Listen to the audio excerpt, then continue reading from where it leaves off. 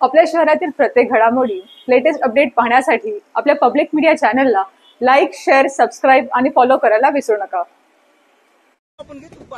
बदलापुरात एका बैलाच्या झालेल्या अपघातानं पालिकेच्या कामाची पूर्णपणे पोलखोल झाली आहे।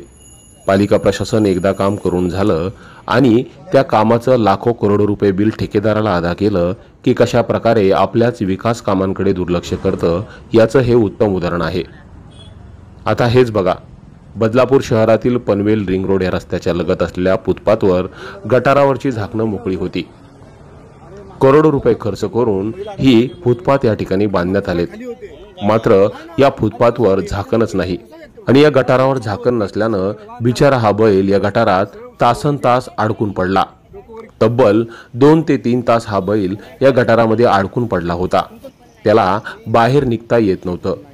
फुटपाथवर उगवलेल्या गवतांमुळे हा बैल या गटारात पडला। स्थानिक गावकऱ्यांच्या आणि नागरिकांच्या ही बाब लक्षात आल्यानंतर मोठ्या मेहनतीने दोरीच्या साहाय्याने या बैलाला त्यांनी बाहेर काढलं, मात्र या बैलाला ठिकठिकाणी या अपघातामुळे मोठ्या जखमा झाल्यात। विचार करा, पालिका प्रशासनाच्या या दुर्लक्षितपणामुळे एखादा व्यक्ती जर या गटारात पडला असता आणि त्याचा मृत्यू झाला असता तर त्याला जबाबदार कोण असतं?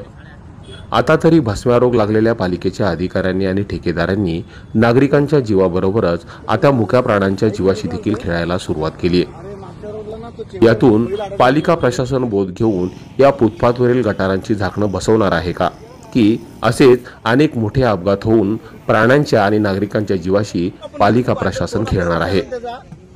Public media, Badlapur.